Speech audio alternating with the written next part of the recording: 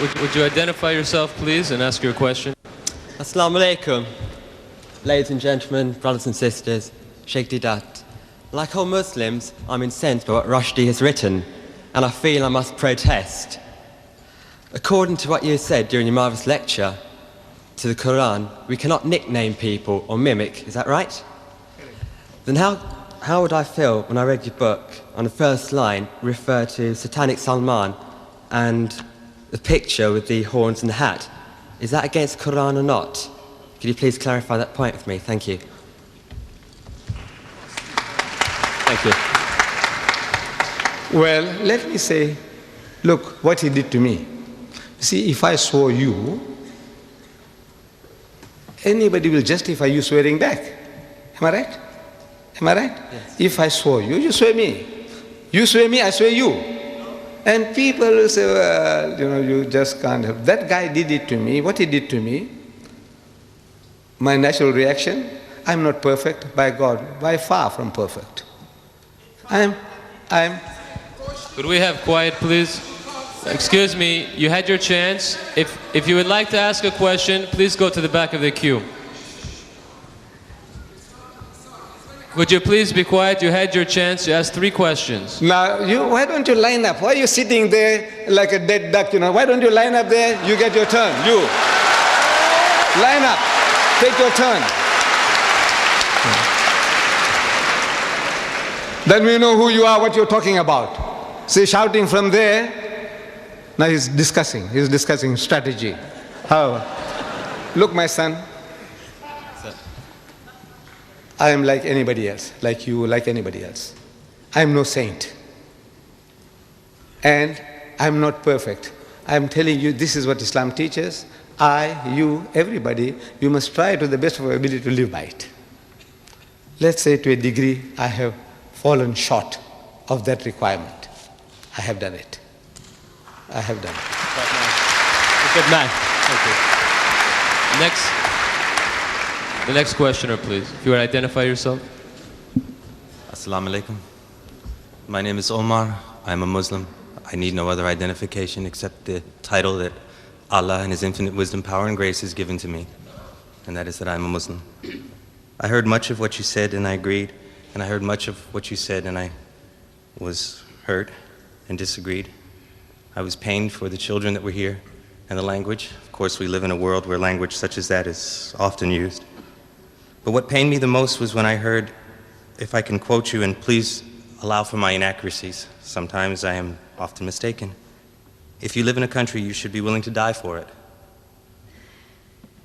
Well, there are many countries in which I'm willing to live, but there's certainly only one cause for which I'm willing to die.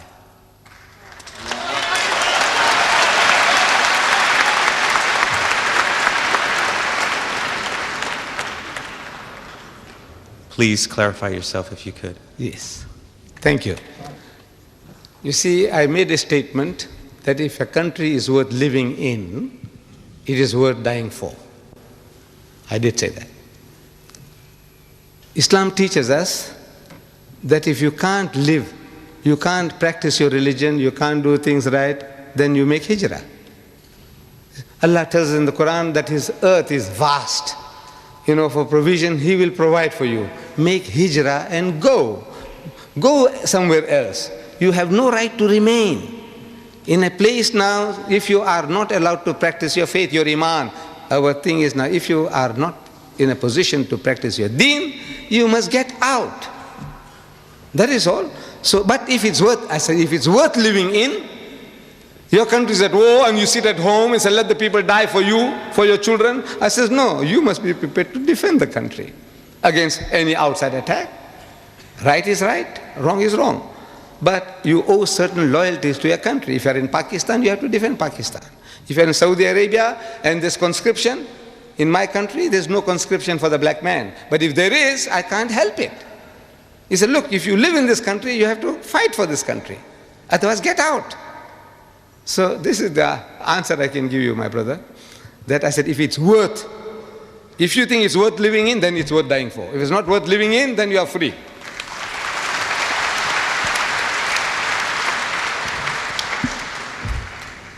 Assalamu alaikum. Brother Sheikh, in bracket, Professor Deedat, in your opening speech earlier, you mentioned the course you took in South Africa relating to this satanic Salman. I think I am in full support of what you did, and I am very pleased with the success you got. But will people, say in predominantly Muslim countries, and also Muslims living in this country, follow the same course? Viewing that the book was written here, published here, which means all those actors, the Queen, the head of state, and other leaders who were accused or abused, have read the book, presumably, or some others have read it and translated it to them. They knew it, and yet they allowed it to be published. So if they didn't object to it, we as Muslims living in this country, though I'm not British, but I'm living here, should we not protest to defend our own religion, our own faith, our own belief? May I know what you think about the action of our brothers and sisters in Bradford, who really brought us to light to defend our cause? Thank you. I think you missed the point when I said that if I was here with you when this turmoil was taking place, I would have joined you in your marches, in your crying, in your book burning. I would have been one with you. Did I say that, if you remember? I said that. I would have been one with you. But now I said I have an advantage. I was far away, and it has taken some time for me to see things. In other words, now I can formulate ideas, which you in the midst of turmoil, sitting on a hot stove, you can't do. It's not your fault. I'm not blaming anybody that, look, why couldn't you do this? Why? I said, look, the reason is you were in turmoil. You are on the run. Like Jesus Christ. You see it in the Bible. The man is on the move. Every time he opens his mouth, people want to stone him. So he's on the move. It's a different circumstances from another man who is at peace and rest and he's able to deliver a message. So I have that advantage and experience from other people's mistakes. I'm benefiting. I said, look, this man here on the program was questioned. Have you read the book? And our heroes, almost all, they say no. So I said, no, I mustn't fall foul of that. Suppose I go to Britain and I offered £50,000 to BBC TV. BBC TV, I offered them £50,000 to give me 5 minutes on prime time to give them the best of Rushdie. I said, you want to read in public? You had the blasphemous banquet? Give me only 5 minutes and I give you £50,000. Give me 5 minutes to read to you the best of Rushdie. No reply.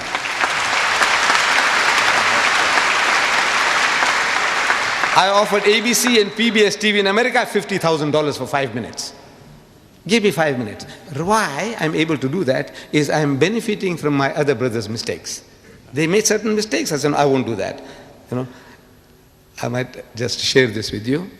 I think Sheikh Sadi Rahmatullah alayh, one of our great philosopher poets, he was asked, he says, where did you learn all these good manners from?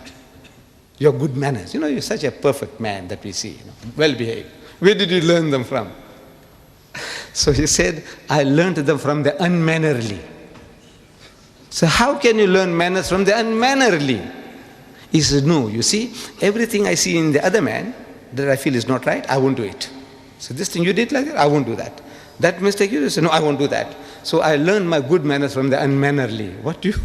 So I was only benefiting from other people's mistakes. That is all.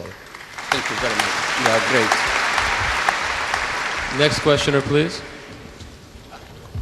Could you identify yourself, please? Assalamu alaikum. I have no question, but a request. A request only to Dr. Deedat, what he's doing in this world, to be translated, one share with our research, and invite everybody to come in speaker corner. Nikal kar khankaon se, Dr. Iqbal says, Maulana Lolabi Kashmiris, in Kashmir is translated in Urdu. Nikal kar khankaon se. Sir, could you ask your question? Ada kar rasm shabiri, ke fakre khankai hai fakr andud.